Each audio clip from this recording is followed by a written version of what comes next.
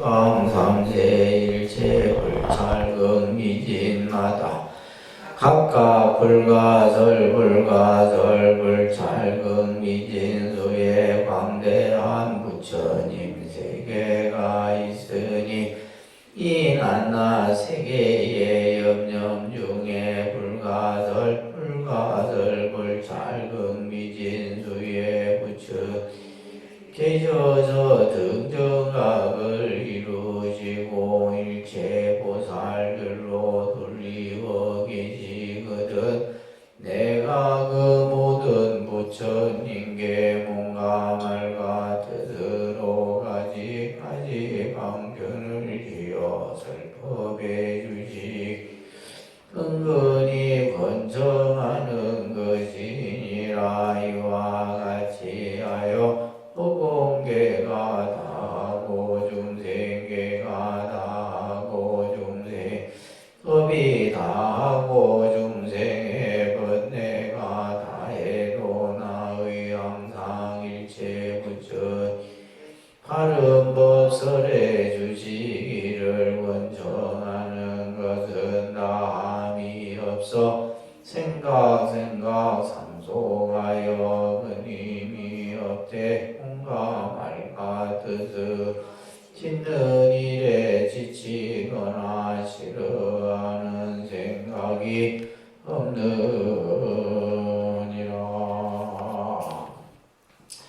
자, 오늘 우리가 배우는 행원이 6번째 행원이 됩니다. 청정법륜원이다 이렇게 되어 있죠, 그죠? 청. 그다음에 전자는 이제 굴릴 전자를 써서 전 법륜. 이제 수레바퀴 윤자를 써서 청정법륜원이다. 6번째 이제 원입니다. 우리가 이제 이 법륜이라고 하는 것, 그죠? 법륜. 진리의 수레바퀴다. 법의 수레바퀴를 이제 법륜이다라고 하는데, 마치 이제 부처님의 가르침이, 그 가르침을 우리는 이제 이 법이다라고 얘기를 합니다. 진리. 그렇지 마치 수레바퀴가 굴리듯이, 그죠? 모든 일체 중생들에게 부처님의 진리가 다 널리 전한다는 거. 그래서 이 전자가 이 전자는 수레바퀴라고 하는 이제 하나의 어떤 형상의 모습을 비유하기 때문에 그러한 법륜을 굴리기를 청한다. 그래서 이 법륜을 굴리기를 청한다라는 말은 늘 우리들이 부처님께 법을 설해 주시기를, 그죠? 다시 말해서 청법을 이제 권청하는 내용이 바로 이 6번째 행원이 되겠습니다. 자, 뭐 그렇게 어려운 내용은 아니에요. 자, 선남자야 또한 설법해 주시기를 청한다. 그죠? 법을 설해 주기를 청한다는 것은 진법계, 허공계, 시방삼세, 일체불찰, 온 우주법계, 시간과 공간을 다 통틀은, 그죠? 일체 모든 부처님 세계, 그 미진마다 그 세계가 아주 한량없이 많아요. 그러한 세계마다 각각 불가설, 불찰극미진수. 그러니까 이 표현들은 앞에서도 계속 언급이 되어 있지만은 셀 수 없는 수를 말하는 거예요. 그냥 극미진수 이렇게만 표현해도 셀 수 없는 수인데 그 앞에다가 불가설 가히 말로 선할 수 없고 말로 선할 수 없는, 다시 말해서 말로 그 수를 표현할 수 없다 이 말이에요. 그러한 부처님의 세계가 극미진수의 광대한 부처님의 세계가 있으니, 그러니까 말 끝에 이제 광대한 부처님 세계가 있으니 이렇게만 해도 되는데 그 앞에다가 진법계, 허공계, 시방삼세, 일체불찰, 극미진마다 그 수많은 부처님 세계마다 그 세계 속에 또 수많은 부처님 세계가 있어요. 이것이 이제 바로 화엄의 세계에서 말하는 부처님의 중중무진 법계를 이렇게 표현하고 있는 그런 설명이에요. 그래서 광대한 부처님의 세계가 있다 이 말이에요. 이 낱낱 세계, 이 각각의 이제 부처님 세계의 염념중이라는 말은 생각하는 그 가운데 이 말이에요. 부처님의 세계를 항상 생각하는 그 가운데 불가설, 불찰, 극미진수의 부처님이 계셔. 셀 수 없는 부처님의 세계가 계시는데 그 세계마다 또 뭐요? 셀 수 없는, 그죠? 한량없는 부처님이 계시다 이 말이에요. 그러한 부처님들이 전부 뭘? 등정각을 이루시고, 이것을 등정각이라고 하는 것은 바로 여러분들이 늘 들었던 무상정등정각을 얘기합니다. 다시 말해서 안욕따라 삼맥삼무리를 다 성취하셨다. 위에 없는 깨달음을 다 이루셨다 이런 얘기예요. 그래서 그 수많은 부처님이 계시는데 그 부처님들이 전부 등정각을 이루었다. 그리고서는 일체 보살들이 둘러 계시거든. 이제 그 깨달음을 얻은 부처님 주변에 이제 많은 보살들이 둘러 에워싸 계신다. 자, 그때 내가 그 모든 부처님께, 그 한량없는 수많은 부처님께 몸과 말과 뜻으로 신구의 삼업으로 말이에요. 가지가지 방편을 지어서, 그러니까 이제 부처님께 내가 몸으로 또 생각으로 또 행동으로 여러 가지 그러한 방편을 지어서 여기서 지금 이제 마지막에 말하면 설법의 주시기를 은근히 권청한다. 법을 설해 주기를 청한다는 거예요. 부처님이 한량없는 부처님이 계시는데 그 부처님이 계신 곳마다 내가 그 부처님께 몸과 말과 생각으로 방편을 지어서 부처님께 설법해 주시기를 여기서 은근히 권청한다. 계속 간절하게 부처님께 법을 설해 주기를 청한다는 것입니다. 이와 같이 하여 호공계가 다하고 중생계가 다하고 중생의 업이 다하고 중생의 번뇌가 다해도, 이거는 앞에서도 계속 반복되는 구절이죠. 그렇게 시간이 한량없이 지나고 이 우주가 다 소멸이 없어진다 할지라도 말이에요. 나의 항상 일체 부처님께 바른 법 설해 주시기를 권청하는 것은 다음이 없어. 내가 부처님께 법을 설해 주기를 청하는 이 마음은 끝이 없다 이 말이에요. 그렇기 때문에 생각 상속하여 생각 속에 항상 끊어지지 않고 끊임이 없되 몸과 말과 뜻으로 짓는 일에 지치거나 싫어하는 생각이 없다. 내가 부처님께 법을 설해 주기를 그 청하는 마음은 끝없이 이어진다 이 말이에요. 그러면서도 내가 법을 설해 주기를 청하는 그 마음이 때로는 지치거나 싫어하는 생각이 일어날 수도 있는데 그러한 생각을 일으키지 않고 내가 한없이 부처님께 법을 설해 주기를 청한다는 겁니다.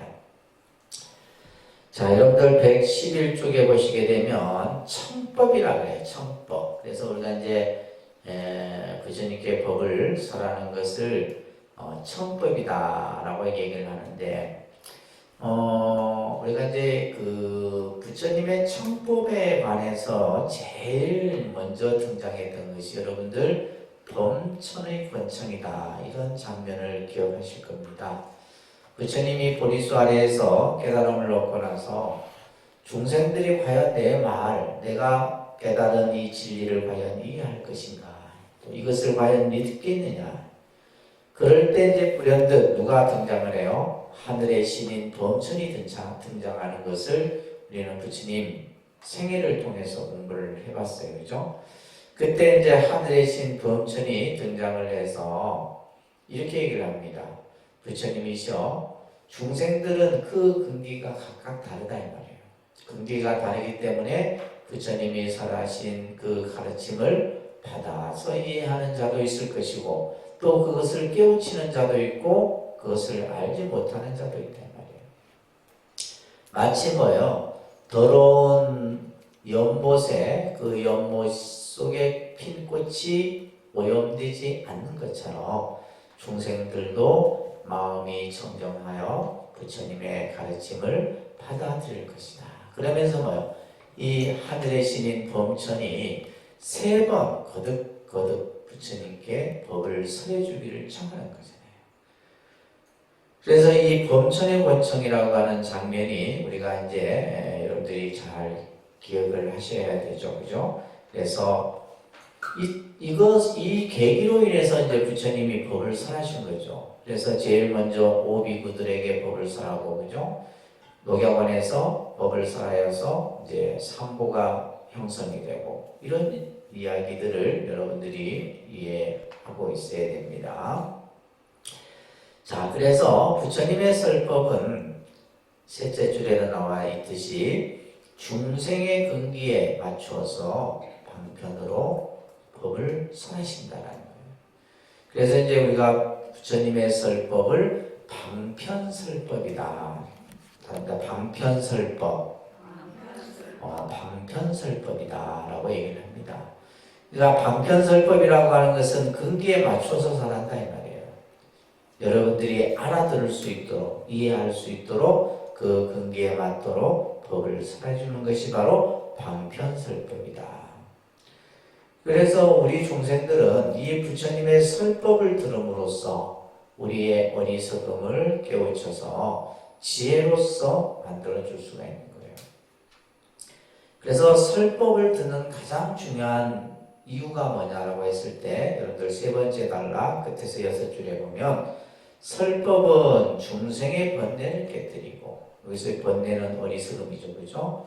바로 우리가 법을 들음으로써, 그래서 여러분들이 경전을 공부하는 이유도 마찬가지예요. 내가 이 경전을 공부함으로써 지혜의 마음을 내가 활짝 열기 위해서 여러분들이 이 경전을 공부하는 겁니다. 단순히 글을 익히고 문자를 배우고 단어를 배우는 것이 아니라 이 경전 공부를 통해서 여러분들의 마음의 지혜를 활짝 열도록 하는 거예요.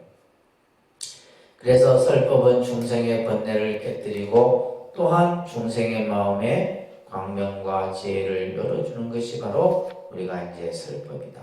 그래서 설법에 대한 얘기가 이제 쭉 설해지고 있어요. 그죠? 그렇기 때문에 부처님이 계신 곳은 항상 법이 설해진다. 부처님이 계신 곳에는 항상 그 진리의 말씀이 설해지는 겁니다. 그래서 우리는 이제 불교의 이런 어떤 그 모습뿐만이 아니라 우리가 이제 선언에서도 참선을 하는 이제 선언에서도 바로 이제 선사가 늘 대중들을 위해서 법을 설하죠, 그죠? 그래서 그것을 우리는 보통 상당설법이다. 때로는 이제 그냥 일상적인 생활 속에서도 법을 설해요. 그것을 우리가 보통 소참법문이다 이런 표현들이 있어요. 그래서 법이라고 하는 것이 늘 때때로 설해지는 겁니다. 부처님도 마찬가지였죠. 그래서 부처님이 우리 중생들에게 49년이라고 하는 시간 속에서 설해놓은 그 말씀이 한량이 없다는 거죠. 때로는 제자들이 질문을 해서 법을 설하기도 했지만은 때로는 부처님이 제자들을 모아놓고 또한 법을 설하기도 했다. 그 설법의 말씀들이 모아진 것이 바로 뭐예요? 경이잖아요. 그러니까 이제 경전이라고 이렇게 표현하는 것은 부처님의 말씀을 마치 날씨를 꿰듯이, 그죠? 전부 하나하나 다 꿰어서 만들어 놓은 것이 바로 경전이에요. 그렇기 때문에 여러분들 112쪽에 보게 되면 설법이라고 하는 것은 그 형식이 딱 정해진 것이 아니에요. 그래서 이제 우리가 부처님의 그 설하는 설법의 내용을 보면 12가지의 그 모습으로 부처님의 설법이 그려져요. 때로는 비유로도 설명이 되어지고, 때로는 인연으로 이제 법을 설하기도 하고, 때로는 뭐냐면 길게도 설하고 짧게도 설하고, 그죠? 법구경 같은 경우는 짧잖아. 아주 단편적으로 설하기도. 또 화엄경 같은 경우는 아주 방대한 또 경전의 그러한 모습들을 우리가 갖추고 있죠, 그죠? 그래서 그 내용이 또한 한량이 없어요. 그래서 우리가 이제 불교에서 84,000 법문이다. 84,000의 그러한 설법의 의미를 말하는 것은 상징적인 거예요. 84,000이라는 숫자는 한량 없는 수를 상징하는 겁니다. 그래서 부처님이 우리 중생들에게 설한 그 설법의 내용은 한량이 없다는 겁니다. 근데 그 내용이 아주 다양해요. 다양합니다. 어려운 것도 있고 쉬운 것도 있고 때로는 뭐요? 왕에게도 설하고 때로는 신하에게도 설하고 수행자들에게도 설하고 또 장자 일반인 그죠? 제가자들에게도 설하고 또 여인에게도 설하고 뭐 왕비에게도 설하고 그 설법의 내용이 굉장히 다양하게 많이 설해진다는 거예요. 또 뿐만이 아니라 그 부처님의 설법의 내용 속에는 보면 사회 현상의 내용들도 다 포함되고 있어요. 그래서 이제 때로는 뭐 경제적인 부분, 윤리적인 부분, 또 의학적인 이런 어떤 가르침도 있고 그런 내용들이 이제 113쪽에 쓰여지는 겁니다. 그래서 부처님의 설법 속에는 다양한 그렇기 때문에 이제 우리가 일반적으로 철학적인 내용도 있고 윤리 사상적인 내용도 있고 아주 이제 그 어떤 설법의 형태가 굉장히 이제 다양하게 나타나는 것을 알 수가 있습니다. 자, 그러한 말씀들이 이제 교재에서 여러분들에게 설하고 있습니다. 자, 113쪽에 보시게 되면 법륜이라는 말을 조금 설명을 덧붙이고 있는데 우리가 설법을 전법륜이라고 이렇게 표현해요. 그래서 이제 우리가 지금 제 6번째 원이 청전법륜원이다. 청전법륜원이다. 그죠? 전법륜. 법륜을 불린다라는 이제 뜻인데 이 말은 바로 법의 수레바퀴라는 의미를 가지고 있어요. 저 하늘의 신인 사천왕이 이제 윤보라고 하는 것을 가지고 있는데 그 이제 사천왕 중에 보면 칼을 들고 있는 천왕이 있기도 하고 이렇게 수레바퀴 형태의 모습을 들고 있는 그것을 윤보라고 그래요. 이제 그것을 들고 있는 이제 천왕이 있는데 이 윤보가 뭐냐? 땅을 편편하게 해서 마치 이제 세상을 이제 통치하는 그러한 어떤 의미가 바로 있다라는 겁니다. 그래서 이 윤보는 바로 중생의 마음의 번뇌를 다 없애주는 그래서 이제 불교에서 부처님의 가르침을 법륜에 비유해서 이제 이러한 설명들이 설해지고 있는 겁니다. 자, 그 다음에 115쪽에 보시게 되면 우리가 이제 이 설법을 여러분들이 들을 수 있는 귀에는 결국 법회라고 하는 것을 통해서 우리가 이제 설법이 이루어지는 거죠.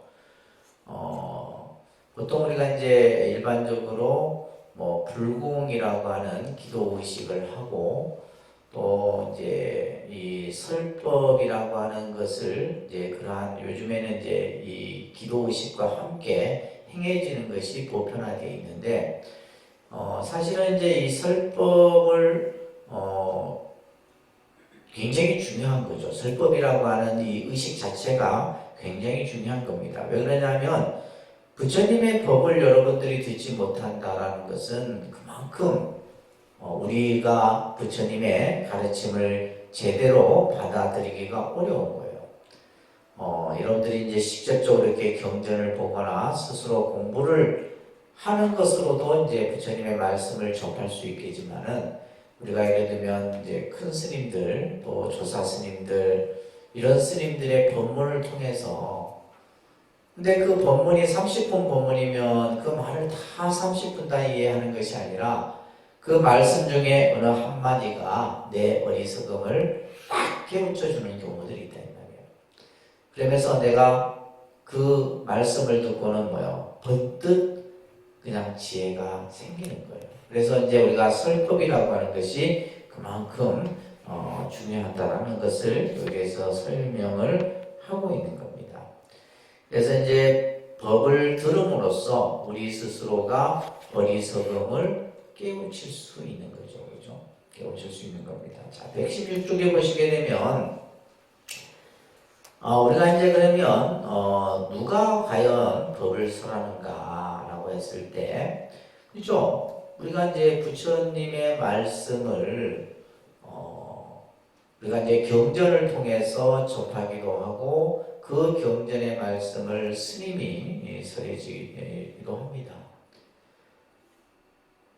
그렇기 때문에 여기에서 보시게 되면 이제 본경에서도 설하고 있지만은 중간에 보세요. 116쪽에 한량없는 부처님 세계에 그 세계마다 부처님이 계시고 그 부처님께서 낱낱 중생들에게 전부 법을 설한다는 거예요. 우리가 법을 설해주기를 청하기 이전에 이미 부처님께서는 우리들에게 한량없는 법을 설하는 거예요. 그래서 우리가 설법이라고 하는 것은 단순히 언어나 문자로만 나타나는 것이 아니에요. 그래서 이제 예를 들면 우리가 선사들이 법상에 올라가서 한마디도 하지 않아도 그 자체가 바로 뭐예요? 설법인 거죠. 꼭 뭐 그냥 말로써 이러쿵저러쿵 얘기하는 것만이 설법이 아니라, 그래서 이제 이 무정설법이라고 하는 개념이 있어요. 무정설법. 이 무정설법은 이제 이 산하대지 우주 만물이 다 법을 설하고 있다는 얘기예요. 우리는 이제 설법이라고 하는 것은 뭐 스님이 법을 설하고, 그죠? 이런 단순히 어떤 우리가 이제 언어로서 표현하는 것만을 여러분들이 이해를 하는데, 설법 중에 이제 가장 이제 많이 사용되어지는 개념이 바로 무정설법이에요.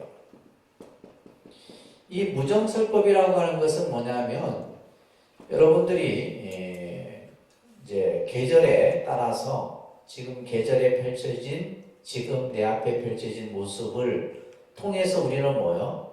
뭔가를 느끼고 뭔가를 깨달을 수 있다는 거죠.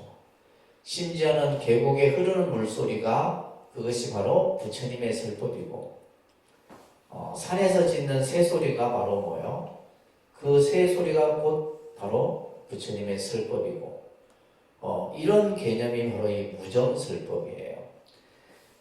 그래서 이 무정설법에 대한 얘기가 이제 나오고 있는데 117쪽에 보세요. 117쪽에 보면 일체 중생의 숨결과 몸짓과 운동이 설법이고 1월 성신 산천 초목이 바로 법을 설하는 것이다. 이거예요. 왜 그러느냐? 일체 세계 모든 곳에 부처님이 법을 설하고 있기 때문이다. 중국의 유명한 소동파라고 하는 분을 아마 이름은 여러분들이 들어보셨을 거예요. 그죠? 이 소동파라고 하는 분이 어느 날 불인 요원선사를 이렇게 만났어요. 불인 요원선사라고 하는 선사를 만나서 어떤 것이 진정한 참설법입니까? 이렇게 이제 물음에 대해서 바로 이제 불인 요원선사가 나에게 오면서 저 계곡에 흐르는 물소리를 듣지 못했습니까? 물소리를 들었다. 그 물소리가 바로 진정한 설법입니다. 이러면서 이 무정설법에 대한 얘기를 하는데, 오늘은 제가 이 개송 하나를 좀 써드릴게요. 이걸 좀 잘 정리해서 기억을 좀 하면 좋을 듯 싶네요. 자, 개송 함자로 좀 써드릴 건데, 이게 이제 진정한 설법이다 이 말이에요. 그러니까 이제 부처님의 설법이라고 하는 것은 바로 꼭 어떤 말로서 문자로서만 설해지는 것이 아니라 이 산하대지가 전부 부처님의 설법이다. 야래 8만 4천 개를 첫 구절은 요거네. 조금 한자가 어렵습니다.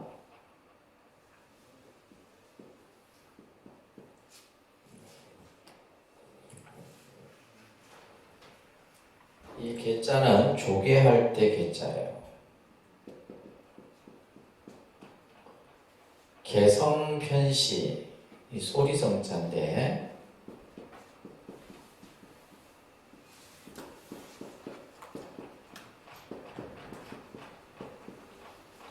광장설이다. 진짜 이 한자를 안 쓰니까 못 쓰겠다 저도.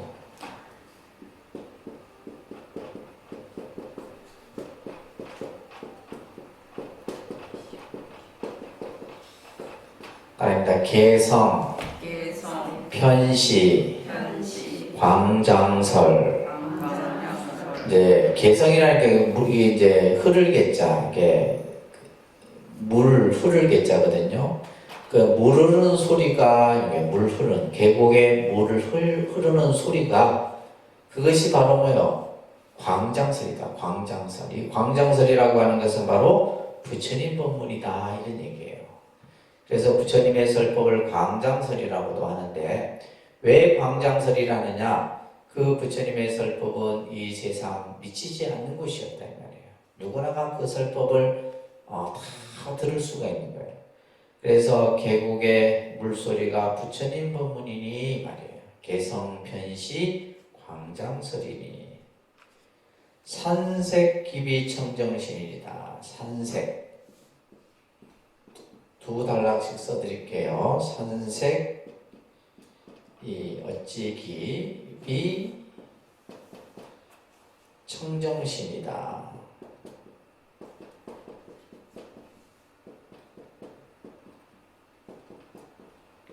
아닙니다. 산색, 기비, 청정신.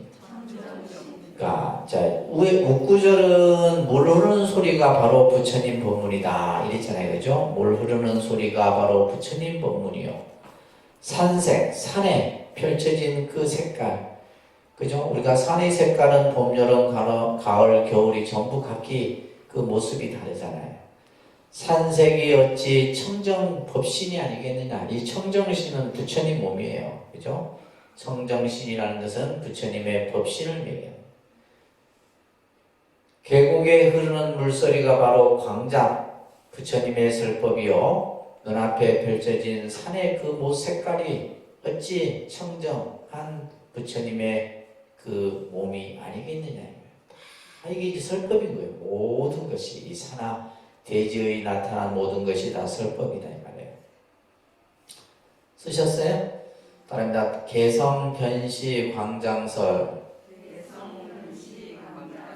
산색, 기비, 청정신. 자, 다릅니다. 계곡의 물소리가 부처님의 법문이니 산색이 어찌 부처님 몸이 아니랴.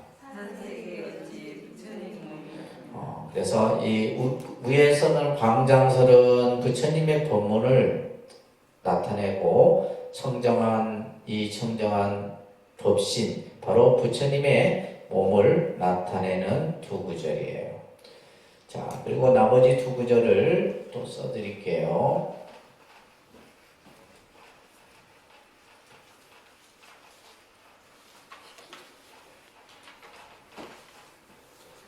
그래서 아까도 얘기했듯이 우리가 선사들이 법상에 올라와서 주장자 한번 울리는 그 자체가 바로 설법이다 이런 얘기예요. 다.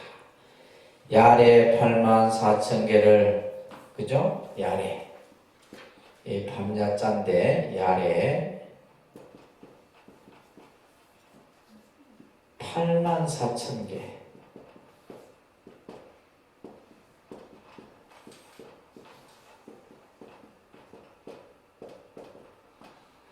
자,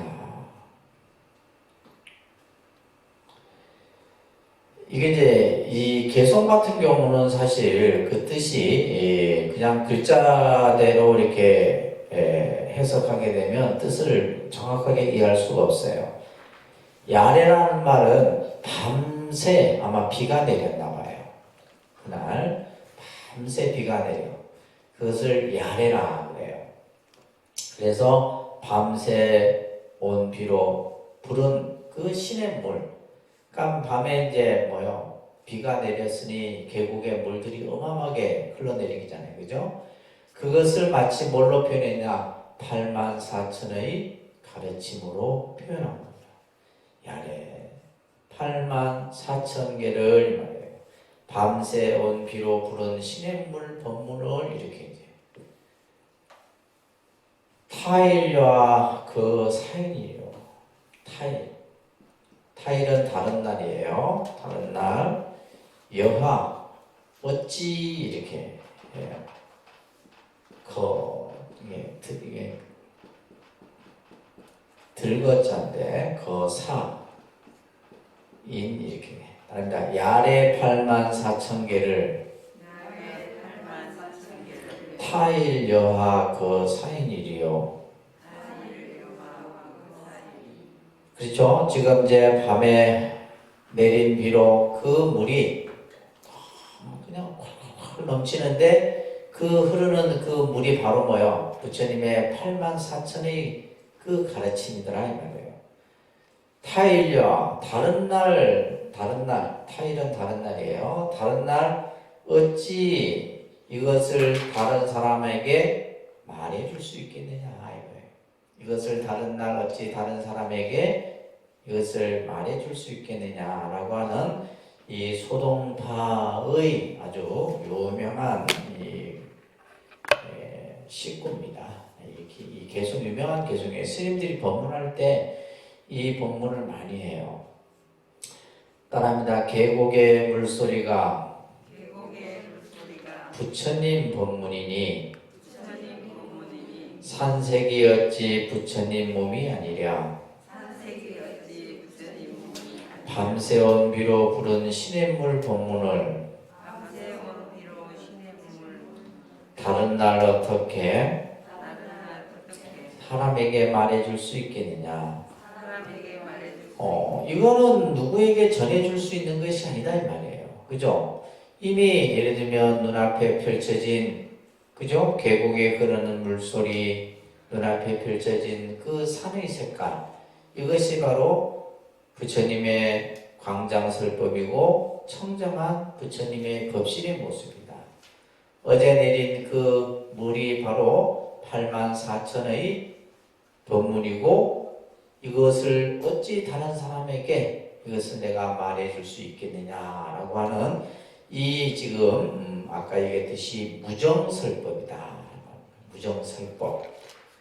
그래서 지금도 여러분들이 우리가 살아가고 있는 현실 속에 사실은 설법이라고 하는 것이 특별한 것이 아니라 여러분들이 경험하는 모든 것이 다 설법이에요. 내 눈앞에 펼쳐진 모든 일들이 다 설법이다 이 말이에요. 그래서 여기서 말하는 것처럼 허공이 법을 설한다. 허공이 법을 설한다라는 말은 뭐예요? 지금 이 우주가 우리에게 지금 법을 설하고 있다는 겁니다. 법을 설하고 있다는 거예요. 그리고 바다가 법을 설하고 산하대지가 법을 설하는 것. 온갖 새소리가 나에게 법을 설하는 것이다. 이런 얘기들이 지금 교재에서 설명하고 있습니다. 자, 그러면 이러한 설법을 우리가 어떻게 그것을 청법할 것이냐 이 말이에요. 그죠? 이 시방세계, 이 우주법계에 한량없는 부처님이 계시고 그 부처님이 계신 곳마다 부처님의 설법이 이루어지고, 그죠? 이 우주 산하대지의 모습이 또한 다 부처님의 설법인데, 근데 이것을 뭐요? 어떤 사람은 이 설법을 듣고 어떤 사람을 이것을 또한 듣지도 못한다는 거죠. 자, 그렇기 때문에 118쪽에 보시게 되면 우리가 법을 들을 때는 자신이 가지고 있는 자신의 생각, 내가 쌓아놓은 어떤 지식 이런 것들을 전부 다 비워내버리고 마음을 비운 상태에서 법을 들어야 된다. 그래서 이제 우리가 예수님들이 법문을 들을 때는 간단해요. 어렵다라는 생각이나 쉽다는 생각, 그죠? 근데 우리는 무엇을 이제 이야기를 들을 때 보면 여러분들도 마찬가지고 내가 많이 들었던 이야기는 쉽다라고 생각을 하고 좀 내가 처음 듣는 소리나 이런 것들은 어렵다라고 느껴지죠, 그죠? 지금 뭐 아까 좀 전에 이 개송 같은 경우도 여러분들이 처음 듣다 보니까 어렵게 느껴진단 말이에요. 근데 우리가 설법이라고 하는 것은 어렵다 쉽다라는 생각을 버리고, 그죠? 지금 여러분들 교재 118쪽에도 설명되어지고 있듯이 마음을 다 비우고 그 말씀을 그대로 받아들이는 거예요. 그것이 바로 청법이다라는 거예요.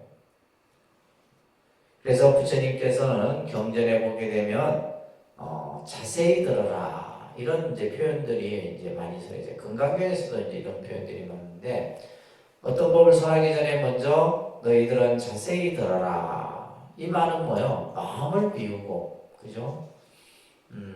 마음을 비우고 모든 생각을 다 깨끗이 한 상태에서 그 법을 들어야 된다는 겁니다. 그리고 우리가 법을 들기 위해서는 먼저 믿음과 그 공경의 마음을 통해서 진실을 다해야지만 올바른 법을 들을 수 있다는 겁니다. 자, 그러면 이제 그 법을 우리가 설하는 사람을 보통 우리가 이제 선지식이다라고 얘기를 하는 거예요. 그죠? 자, 119쪽에 보시게 되면 무정설법의 가르침처럼 법문은 이 우주 허공 속에 가득 차 있는 거예요. 그렇지만은 우리가 이제 이 사람은 언어로서 또 뭐 각각의 동물들은 자기들이 사용하는 언어들이 있겠죠, 그죠? 그 언어를 통해서 말을 통해서 이제 우리가 설하기도 하고 듣기도 이렇게 하게 하는데, 그래서 이제 법을 설하는 자를 우리는 법사다 얘기를 하죠, 그죠? 법사. 법화경 같은 경우에는 5종 법사에 대한 얘기가 나와요. 그래서 법을 설하는 자가 어떠한 마음으로 어떠한 자세로 법을 설해야 되는 것인가라는 이런 말씀들이 설해지는데, 특히 이제 우리가 법을 듣는 입장에서는 법을 설하는 자를 봉경해야 된다. 그렇기 때문에 이제 지금 제가 하는 것은 강의잖아요, 그죠? 강의. 법을 설하는. 그러니까 법을 설할 때는 법상에서 높은 자리에 올라서 법을 설해야 된다. 이런 이야기들이 이제 율장 같은 데서 설해집니다. 그래서 119쪽에 보시게 되면 설법하는 자는 방석 하나라도 더 고여서 높은 자리에서 법을 설하라. 이것은 그 사람이 높아서가 아니라 뭐요? 법이 존귀하기 때문이에요. 여러분들이 법을 설하는 사람을 존경하는 것은 뭐요? 그 법을 설하는 당사자가 존경하기 때문이 아니라 뭐요? 그 사람 입에서 나오는 부처님의 법이 존귀하기 때문이에요. 무슨 말씀 아시겠죠? 그래서 이제 법을 존중하는 의미로서 우리가 이제 설법하는 자를, 그래서 이제 청법가로서 우리가 모시고 또 삼배를 하고 이런 이제 의식들을 우리가 하는 거예요. 자, 120쪽에 보시게 되면 이제 경문에서도 말하고 있듯이 몸과 말과 뜻으로 가지가지 방편을 이어서 설법해 주시기를 번청해라. 법을 설해 주기를 청해라. 제가 어저께도 이제 조계사 법회가 있어갖고 좀 법회를 하고 왔는데, 이제 그분들 같은 경우도 보면 이제 이번 법회는 어떤 법사 스님을 모실까 이렇게 하고 나서 이제 한 2달 전부터 이제 섭외를 해서 이제 일정을 맞추고 또 이제 여러 번 또 찾아와요. 여러 번 찾아와서 이제 계속해서 이제 이렇게 하고, 그런 것들이 결국 뭐냐면 법을 설하는 법사 자체의 무게감보다도 뭐예요? 부처님 법을 설하기 때문에, 법을 설하는 분이기 때문에 이제 어떻게 보면 이제 인간적인 면에서 극진한 예우를 하는 거죠. 제가 조계서 법상에 어제 처음 올라가봤어요. 그러니까 법상에 올라가게 되면 아무래도 마음가짐이 다르죠. 그냥 우리가 강당에서 법을 설하는 그냥 강의를 하는 거하고는 굉장히 다릅니다. 자, 그래서 이제 그러한 말씀들이 설해지고 있는데, 그래서 120쪽에 보시게 되면 두 번째 단락에 설법주를 공경하고 법문을 찬탄하며 청법 대중을 모으고 설법 장소를 마련하고 법회를 원만하게 하고 화목하게 이끌어 나가는, 이것 또한 뭐다? 법을 듣는 중요한. 어저께도 보니까 조계사는 그 불교대학 그 동문회가 굉장히 잘 돼 있어요. 동문회가 잘 돼 있는데 그 동문회 자체에서도 합창단이 있더구만요. 조계사 사찰 내에 또 합창단이 있고 동문회에서도 이제 별도로 합창단을 만들어서 앞으로 이제 우리 독립불교대학도 이제 그래 돼야 되겠죠. 그래서 그 이제 뭐 합창단들이 음성 공양을 하는 것도 바로 뭐예요? 이 설법을 하는 부처님의 법을 그죠? 존중하기 때문에. 근데 우리는 그냥 뭐 단순히 뭐 그냥 노래한다 이렇게 생각하는데 그게 아니다라는 거예요. 지금 여기서 말하는 것처럼 법을 듣기 위해서 대중을 모으고 또 법을 설하는 장소를 선택하고 그죠? 이런 것들이 전부 뭐다? 성법을 하는 중요한 요소다라는 겁니다. 그래서 이제 여러분들 알다시피 그 기원정사나 중림정사가 만들어진 것은 뭐예요? 부처님을 모셔서 법을 듣기 위해서 이 정사가 만들어진 거예요. 결국 우리가 이제 사찰이라고 하는 이 공간 또한 법을 듣고, 그죠? 법을 또한 닦고, 그러는 공간이 바로 우리가 이제 이 법당이라고 하는 공간이 그런 공간이죠. 이제 이 중국 불교가 이제 오랜 시간 동안 이렇게 발전해 오면서, 우리가 이제 부처님을 모신 그 공간을 이제 두 가지 개념으로 이렇게 설명이 되어져요. 하나는 뭐냐면 이제 중국 사원에 가게 되면 불전이다. 이 불전. 이 불전이라고 하는 이런 현판이 그려진 데가 있어요. 불전. 이제 우리나라는 이제 보통 대웅전 이렇게 이제 하잖아요. 대웅전. 불전이라고 하는 개념과 또 어떤 개념이냐면 여러분들이 이제 일반적으로 말하는 법당이라고 하는 개념. 그죠? 법당. 법당과 불전이 이제 조금 다르다라는 거예요. 어떤 의미에서 다르냐? 불전은 이것은 뭐냐면 부처님께 예배하고 공양하는 그러한 의식을 하는 공간은 불전이다. 이렇게 이제 중국 불교에서는 그런 개념으로 이렇게 생각해 봤던 거죠. 불전. 그러니까 우리나라는 사실 불전이라는 말 잘 안 씁니다. 그죠? 우리나라는 불전이라는 이런 표현들은 잘 안 쓰고 우리는 그냥 일반적으로 쓰는 것이 이제 법당. 이 법당이라는 말을 많이 쓰는데 이 법당이라고 하는 이 개념이 뭐냐면 법을 설하는 공간이다. 이런 얘기예요. 법을 설하는 공간이다. 그러면 우리가 이제 쓰는 대웅전은 뭐냐? 부처님이 계신 곳. 그죠? 예를 들면 우리가 뭐 임금이 계신 곳. 뭐 예를 들면 그런 이제 뭐 궁궐에 있잖아요. 그죠? 임금이 뭐 직무를 보는 곳. 경복궁 같은 경우는 이제 임금이 주로 이제 대신들을 모아놓고 업무 직무를 보았던 곳이 이제 경복궁이고 창덕궁 같은 경우는 이제 뭐요?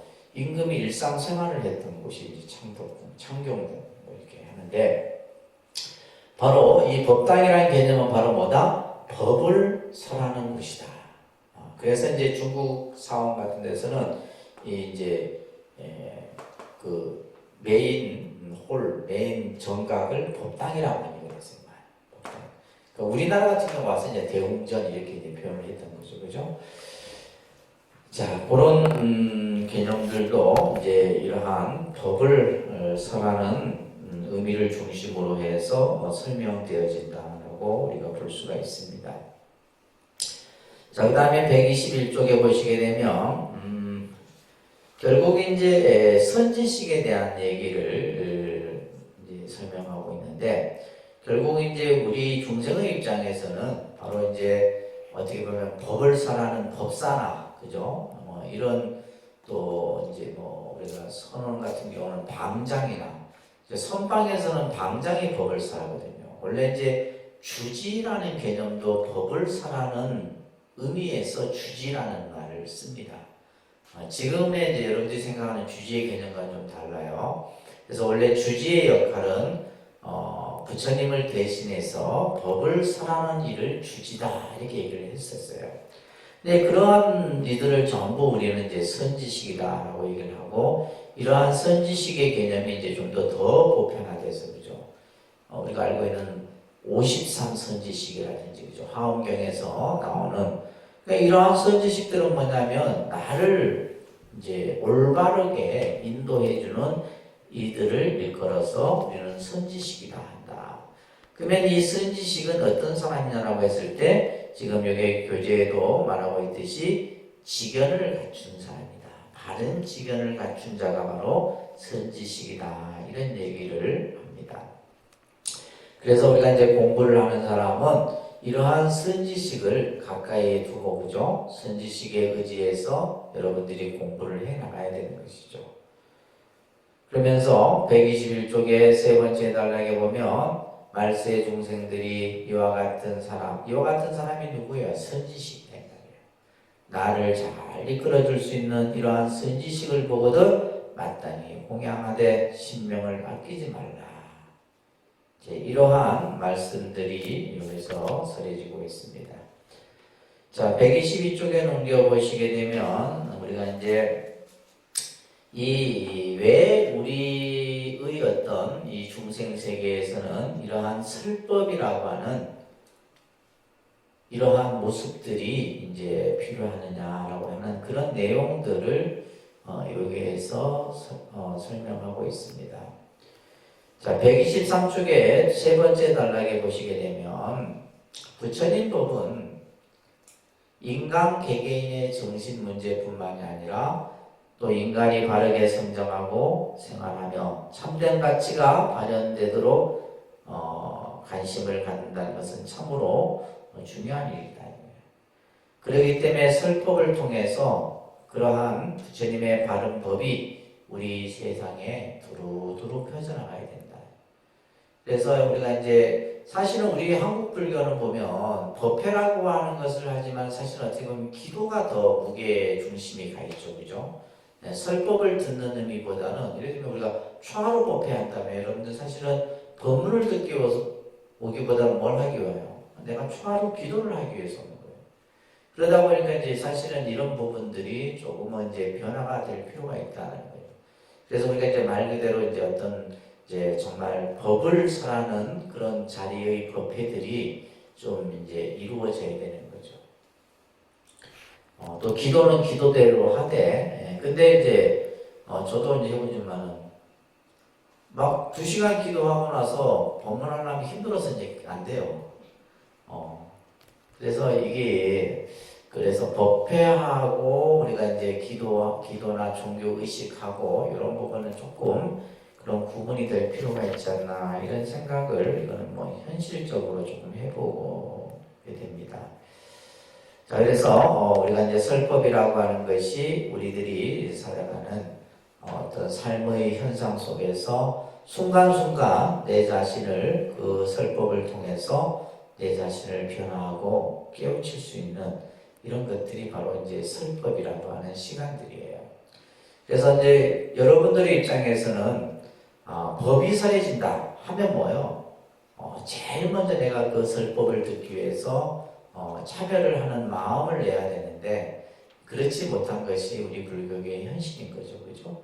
그래서 여기서 말하는 이제 6번째 원인, 지금 청전 법륜원이라고 하는 이 원을 통해서 여러분들이 항상 부처님의 법을 듣기를 항상 권청하고, 또 그 법을 들음으로써 여러분들이 중생의 어리석음에서 부처님의 지혜의 생각으로 이렇게 나아갈 수 있게 되는 겁니다. 자, 그래서 그러면 이 법을 들을 때 이제 우리는 세 가지의 이 말씀을 항상 합니다. 그것이 첫째는 뭐냐 하면 문사수라고 하는 개념이에요. 문사수. 이것을 삼해라 그래요. 삼해. 세 가지 지혜다. 이 해라고 하는 것은 결국 그죠? 우리의 미혹한 생각을 밝은 지혜로 바꾸는 것이 바로 이 해죠. 그죠? 그래서 첫 번째는 이것을 문해라 그럽니다. 일단 뭐예요? 들어야 돼요. 그 듣는 데 있어서 어떻게 들어야 돼요? 바르게 잘 들어야 됩니다. 바르게 잘 들어야 돼요. 근데 우리는 이제 듣는데 이제 여러분들이 아까도 얘기했지 법을 들을 때 어떻게 들어야 돼요? 마음을 비우고 생각을 비우고 그죠? 그냥 마치 솜이 물을 빨아들이듯이 그것을 그대로 받아들여야 되는데 여러분들은 여러분들 생각 속에서 이미 뭐예요? 이것은 이렇고 저것은 저렇고 막 해서 그냥 아이고 저거는 뭐 그냥 우리가 이제 그냥 내가 맨날 뭐 듣는 이야기고 그죠? 뭐 이런 이제 식으로 우리가 생각을 하는 거예요. 그러니까 자기 어떤 견해, 자기 고집에 빠져서 들어서는 안 되고 그래서 이게 문해라고 하는 것은 첫째는 뭐예요? 항상 많이 듣는 것. 부처님의 설법을 많이 듣는 것이 중요한 거예요. 근데 이제 듣는 것으로 끝나서 되는 것이 아니라 그 다음에 뭐냐면 그 가르침을 어떻게 해요? 깊이 생각해야 돼요. 듣는 것은 뭐 그냥 듣는다 치더라도 근데 우리는 보면 이제 듣는 것으로 끝나버리죠. 듣는 것으로 끝나버린다. 요즘은 이제 뭐 방송이나 이런 어떤 정보 매체들이 많아서 여러분들이 쉽게 그러니까 옛날에는 뭐요 부처님 이게 스님들 법문 듣기 위해서는 정말 막 그냥 몇 시간씩 가서 뭐 이렇게 법문을 듣고 했던 그런 시대도 있었어요. 근데 지금은 이제 원체 정보화 사회가 되다 보니까 뭐 여러분들 휴대폰에서도 볼 수 있고 뭐 다 볼 수 있잖아요, 그죠? 요즘에 유튜브 들어가 보니까 뭐 옛날 큰 스님 법문도 많고 굉장히 다양하게 많습니다. 딱 뭐냐 검색만 하면 그대로 막 쫙 나와요. 쫙 나와요. 근데 중요한 것은 그 가르침을 잘 듣는 것도 중요하고 그래서 내가 하루에 한 번 스님의 법문을 듣는 것, 이 습관들이 굉장히 중요하죠. 굳이 내가 요즘에 이제 여러분들의 삶 자체가 바쁘다 보니까 굳이 어떤 정형화된 틀 속에 있는 법회에 참석하는 것도 중요하지만 참석하지 못했을 때는 뭐예요? 이제 이러한 법문들을 듣는 것도 중요하다. 근데 이제 그 법문이 막 30분, 40분 긴 법문 같은 경우는 집중이 안 돼요. 그죠? 보통 뭐 5분 설법 이런 법문, 이런 것도 많은데 자, 듣고 나서는 어떻게 된다? 생각해야 돼. 그 가르침을 잘 깊이 생각해서 결국 그 가르침을 마지막에 뭐 하라는 거예요? 실천하라는 거죠.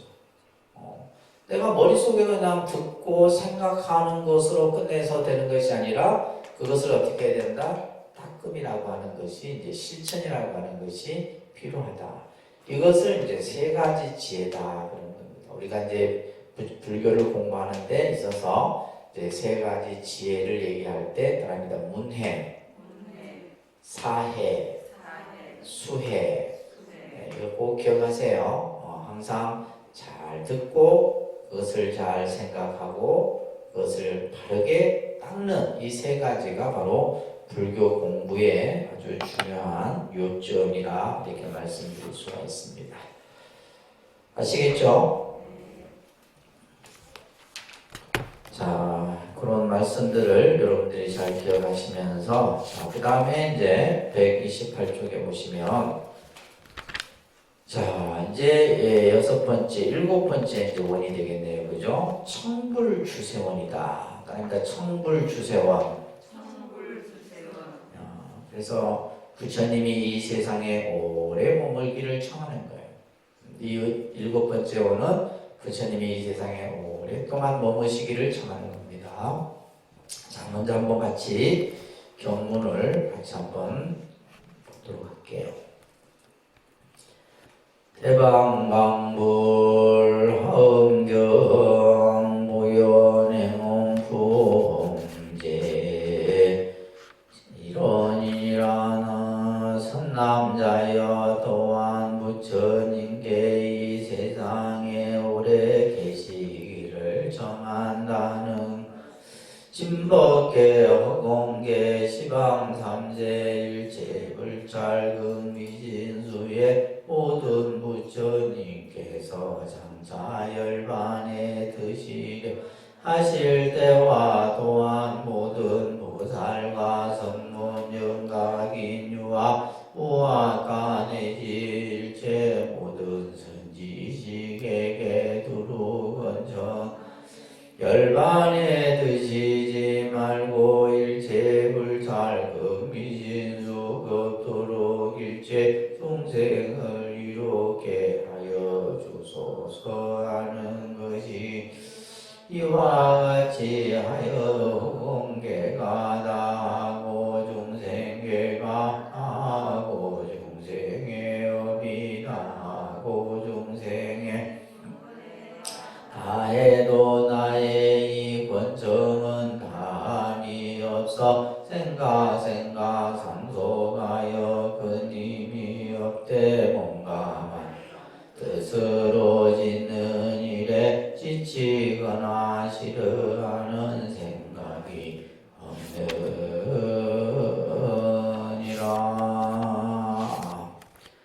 자, 이제 7번째 원이 되겠습니다. 자, 이게 7번째 원을 청불주세원이다. 부처님이 이 세상에 머물기를 오래오래 머물기를 청하는 이제 원이 바로 이 청불주세원이에요. 이제 우리가 사실은 이 유신론의 어떤 종교 형태, 다시 말해서 신을 중심으로 하는 종교 내에서는 그 신의 영원하다라는 것을 강조합니다. 그죠? 신은 죽지 않았다. 신은 불멸하다. 이런 이제 강조들을 말해요. 그래서 이제 기독교 같은 데서는 이제 부활이라고 하는 개념이 굉장히 중요하게 다루어져요. 근데 이제 우리 불교는 이제 여러분들이 여기서 열반이라고 하는 이제 용어를 나중에 이제 공부를 조금 하셔야 되는데, 실제 이제 이 경전, 초기 경전에 보게 되면 아난존자가 부처님이 열반에 드시려고 하실 때 이런 얘기를 합니다.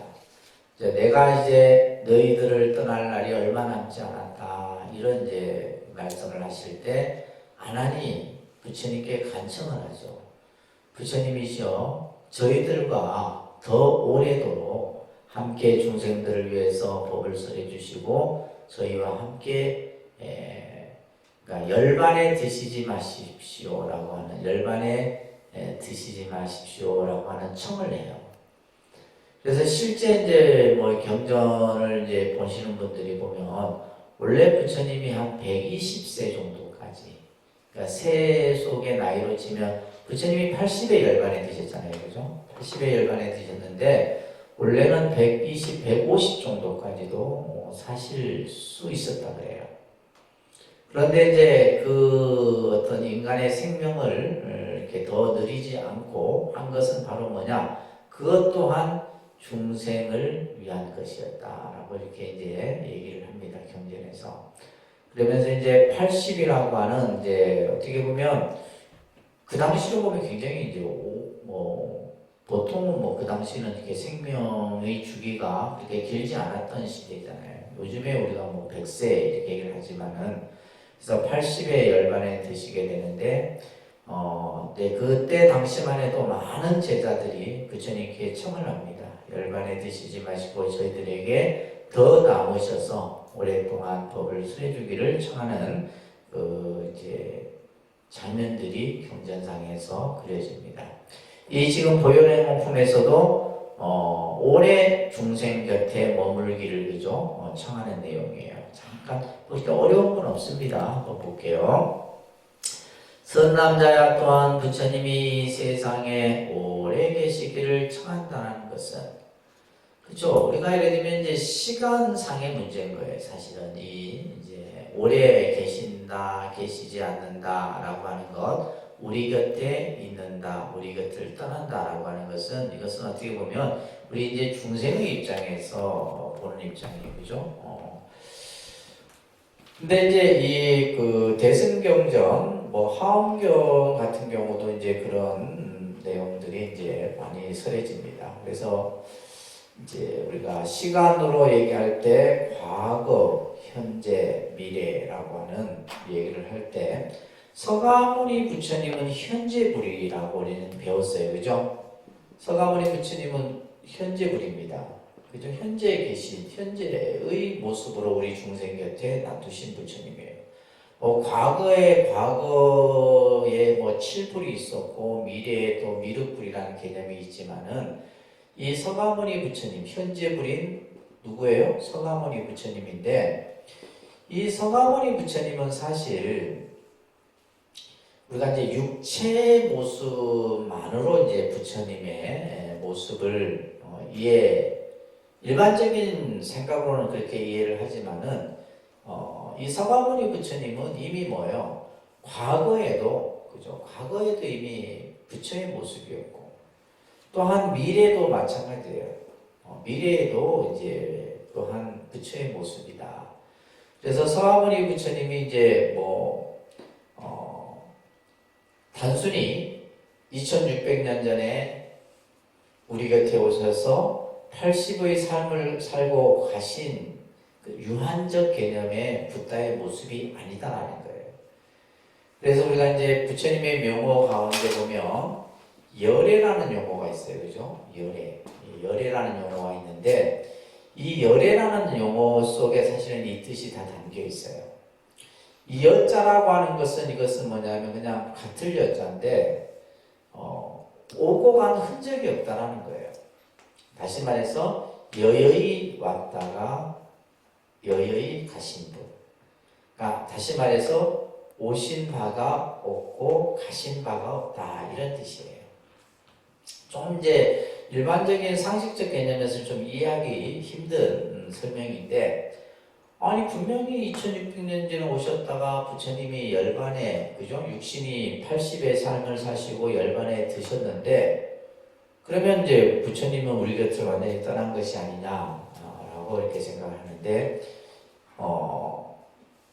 이 부처님의 우리가 이제 이것을 하나 이제 이것은 육신의 모습으로 보는 것이죠, 그죠? 육신의 모습으로 형색을 가진 육신의 모습으로 봤을 때는 부처님은 분명히 80의 삶을 사셨죠. 그런데 이제 우리가 이 부처님의 모습을 아까 이제 청정신이다라고 얘기하고 이제 법신이라고 얘기했을 때 이 법신은 뭐냐면 불생불멸이에요. 생함도 없고 멸함도 없다 이 말이에요. 그래서 부처님이 이 세상에 오셨지만은 오신 바가 없고 부처님이 열반에 드셨지만은 가신 바가 없다라는 거예요. 항상 부처님은 뭐 한다 이게 중생과 항상 함께하고 계신다라는 거예요. 중생과 항상 함께하고 계신다. 이제 이런 개념들이 이제 화엄사상에서는 중요한 개념이에요. 법신불 개념에서는. 그래서 법신불 개념에서는 부처님은 항상 이 우주법계에 충만하다라고 얘기를 하잖아요, 그렇죠? 그래서 법신 청정 방무변이다. 법신은 청정하여 항상 이 우주법계에 두루 가득하다라는 거예요. 그렇기 때문에 우리가 이제 육신의 입장에서 부처님이 오셨다 가셨다라고 하는 것은 중생의 견해 속에서 하는 얘기인 것이고, 우리가 이제 진여 본체의 입장에서 본다면 부처님은 오신 바도 없고 가신 바가 없다 이렇게 표현하는 거예요.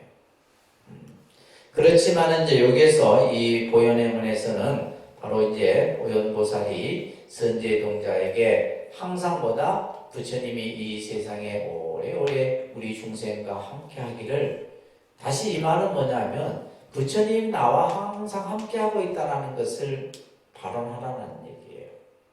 나와 함께하고 있다는 거, 그죠? 그래서 이것은 어떻게 보면 이제 서양 종교에서 아주 중요한 개념이죠. 신이 함께한다라고 하는 개념. 그들이 말하는 신이 항상 함께한다라는 개념이 그들 신앙적 관점에서 굉장히 중요한데, 그러니까 우리 불자의 입장에서 보면 부처님이 뭐요? 나와 항상 함께하고 있다라는 거. 이것이 바로 뭐냐? 부처님이 이 세상에 오래도록 머물기를 청하는 거죠. 머물기를 발원하는 원이 바로 이 청불 주세원이 된다라는 겁니다. 자, 그런 원인인데, 자, 그래서 부처님께서 이 세상에 오래 계시기를 청한다라는 것은 진법계, 후공계, 시방, 삼세일, 재불잘, 극미인수의 모든 부처님께서 그냥 모든 부처님이라면 되는데 그 앞에다 이렇게 많은 그죠? 수식 표현들을 붙였어요. 한량없는 모든 부처님께서 장차 열반에 드시려 하실 때와 열반에 드실 때, 그래서 실제 이제 아까도 말씀드렸듯이 서가모니 부처님이 열반에 드실 때 그죠? 많은 사람들이 부처님께서 열반에 드심을 너무너무 안타깝게 생각했다. 그래서 이제 여기서 중요한 개념이 이제 늘 말씀드리지만은 열반의 개념을 여러분들이 이제 잘 이해를 하셔야 돼요. 열반을 우리는 뭐예요? 니르바나라고 얘기를 하죠, 그죠? 그런데 니르바나. 우리가 이제 불교의 가르침에서 열반은 육신의 소멸을 말하는 게 아닙니다. 육신의 소멸은 그냥 우리가 봤을 때 죽음이죠, 죽음. 이제 일반적인 죽음은 육신의 소멸을 말하는데, 불교에서의 열반의 개념은 뭐냐면 이것은 번뇌의 소멸을 뜻한다. 이렇게 이해를 하시면 아주 간단합니다. 열반은 뭐의 소멸이다? 열반은 바로 번뇌의 소멸을 뜻하는 거예요. 번뇌의 소멸을 뜻하는 겁니다. 그러니까 우리가 예를 들면 이제 일반적인 죽음은 뭐예요? 그건 육신의 소멸이죠, 그죠? 육신의 소멸이에요. 그래서 우리가 예를 들면 이 육신, 다시 말해서 어떻게 보면 정신적이고 어떻게 보면 심리적인 이 의식 상태가 모든 것이 정지된 상태, 그것이 바로 이제 우리가 이제 죽음이죠. 그래서 이제 보통 우리가 이제 죽음이라는 것은 바로 이 생명의 입장에서 보면 이제 숨을 쉬지 않는 상태를, 그죠? 호흡이 일어나지 않는 상태를 이제 죽음이라 얘기했는데, 자, 우리가 이제 그래서 불교에서는 이런 이제 부처님이 뭐 죽음에 드셨다, 뭐 예를 들면 그죠? 뭐 서거다 이런 표현들 안 쓰잖아요. 뭐라 쓰는 거예요? 열반에 드셨다. 그리고 이제 또 우리가 이제 스님들의 죽음을 그죠? 뭐라고 표현해요? 원적이라는 말을 씁니다. 그러니까 원적. 큰 스님의 이제 죽음을 원적이라고 해요. 이게 원적이라는 의미 또한 뭐예요? 번뇌의 소멸을 뜻하는 거예요. 번뇌의 소멸. 자, 그래서 우리가 이제 이 열반을 여러분들 교리 공부를 할 때 배우셨어요. 반열반이 있고 완전한 열반이 있다. 반열반은 육체가 남아있는 상태의 열반을 말해요. 그러니까 이제 서가모니 부처님께서 보리수 아래에서 깨달음을 얻은 것은 뭐예요? 그 깨달음을 얻은 것 또한 열반인 거예요, 사실은. 열반입니다. 열반의 개념이에요. 보리수 아래에서 진리를 깨친 그 상태도 열반이에요. 근데 그 열반인데 그 열반은 뭐예요? 반열반이야. 반열반. 완전하지 못한. 그런데 이제 마지막 쿠시나가라에서 이제 뭘 통해서 육신을 소멸함으로써 뭘 한 거예요? 완전한 번뇌가 소멸이 된 거예요. 번뇌가, 그러니까 육신의 소멸을 통해서 번뇌가 완전히 소멸된 이것을 완전한 열반이다. 처음 듣는 표정으로 나와 계신데.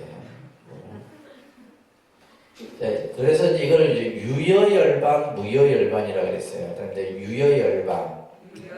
그래서 교리적으로는 이제 유여열반이다, 무여열반이다 얘기를 하는 거예요. 이거 기억하세요. 꼭 기억하셔야 됩니다. 왜 그러냐면 우리가 이제 불교의 가르침을 공부하는 데 있어서 열반의 이해가 굉장히 중요하다는 거예요. 열반이. 그러니까 열반을 잘못 이해하게 되면 부처님이 이제 돌아가셨구나. 이렇게 생각하는 거죠. 그래서 이 유여열반을 아까 무슨 열반? 반열반이다. 그죠? 반열반. 그러니까 유여는 뭐예요? 육체가 남아있는 상태에서의 번뇌의 소멸을 말하는 거고, 마지막 이제 이 무여열반을 뭐요? 완전한 열반이다. 무슨 열반? 완전한 열반이다. 라고 꼭 기억하셔야 됩니다. 열반을 이해해야지만 여러분들이 이제 이 부처님이 2600년 전에 열반에 드셨는데, 그죠? 열반에 드셨는데, 우리 곁을 떠난 지가 벌써 2600년이 됐다. 이렇게 생각하면 안 되는 거죠. 부처님께서는 열반에 드심으로써 뭐요? 완전한 깨달음을 이루신 거죠. 번뇌를 완전히 소멸한 상태의 깨달음을 이루셨다라는 의미에서 열반의 의미를 여러분들이 이해를 하셔야 됩니다.